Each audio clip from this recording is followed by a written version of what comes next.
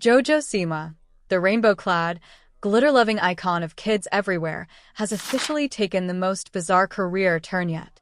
Imagine trading in the sparkles for screams and attempting to craft a horror movie. Yes, a horror movie. That's exactly what JoJo did with her film, All My Friends Are Dead. And the result? A cinematic disaster, so shocking that it might actually be worse than the title suggests.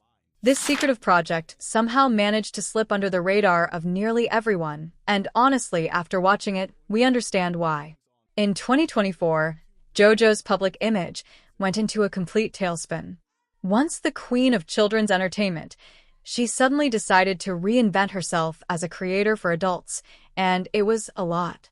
From cringe-worthy TikTok dances to baffling stage performances, JoJo was determined to leave her past behind. But along the way, she set records no one wants to brag about, like earning 3.1 million dislikes on a single music video. Yes, that's real. In the middle of this chaotic rebrand, she quietly released her first horror movie at the Tribeca Film Festival, and it became painfully clear why she never promoted it. It's truly awful. To call the movie secretive is no exaggeration.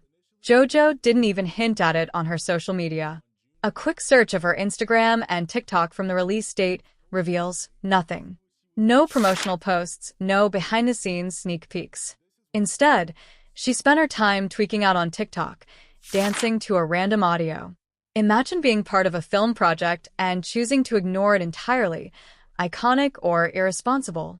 You decide. So, what's All My Friends Are Dead about? The movie starts with JoJo herself at a wooden cabin, where we're treated to random flashbacks narrated by an ominous voice praising JoJo's light and kindness. Within minutes, her character is killed off by a mysterious figure, setting up what should be a classic slasher story. But instead of horror, the movie delivers chaos. 2 years later, the focus shifts to 7 friends heading to a music festival called Karma Palooza.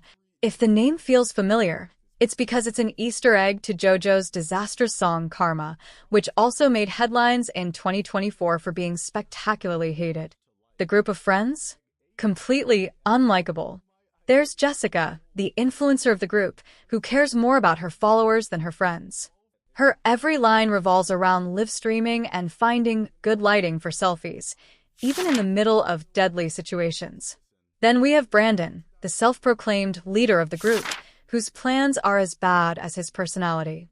He spends most of the movie arguing and trying to impress Jessica, only to consistently make things worse. Sarah, the quiet and mysterious one, gets dragged along despite clearly not wanting to be there. She's the type who always has headphones on and barely interacts, but of course, she ends up knowing more about the killer than anyone else. Then there's Ryan, the comic relief who's painfully unfunny, cracking inappropriate jokes at the worst moments. He exists solely to die in a ridiculous way, and trust me, his death doesn't disappoint. It's so absurd it's almost entertaining. The rest of the group includes Lindsay, the hyperactive party girl who just wants to drink and dance, and Ethan, the moody skeptic who refuses to believe anything is wrong until it's too late. And finally, there's Megan, the overly optimistic one who insists on staying positive even when their friends start dying. Spoiler, her optimism doesn't save her.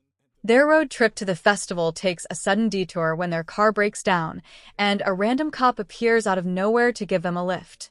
Predictably, this kind cop drops them off at an isolated house in the woods, setting the stage for a painfully generic slasher plot. One by one, the friends are picked off by a killer wearing an LED mask featuring JoJo Siwa's face, because why not? Here's the twist. The killer's motive is revenge for JoJo, who is supposedly bullied to death by this friend group. But the big reveal makes absolutely no sense. The killer turns out to be the cop, who didn't even know JoJo, and the cop was working with one of the blonde friends, who was secretly JoJo's bestie. Oh, and the blonde friend? She accidentally killed JoJo herself. Yes, the entire revenge plot is built on a lie, because the actual villain is the one seeking revenge. Confused? So were we. Throughout the movie, the characters make the dumbest decisions possible. They split up in the middle of the night, argue over trivial things, and ignore every obvious red flag. It's like they were written to be unlikable and stupid on purpose, just to make their deaths more satisfying. But even the deaths are disappointing, poorly shot, laughably fake, and completely devoid of tension. The social media angle feels especially forced. Every other scene features someone talking about followers, hashtags, or clout, as if the writers thought this would make the movie relatable to Gen Z. Instead, it's just cringe-worthy. Jessica's obsession with live streaming her every move, even while running from the killer, is as annoying as it is unrealistic. It's no wonder JoJo Siwa stayed silent about this project. Whether it's the cringeworthy acting, the nonsensical script, or the fact that this movie somehow made it to a festival, everything about All My Friends Are Dead screams disaster.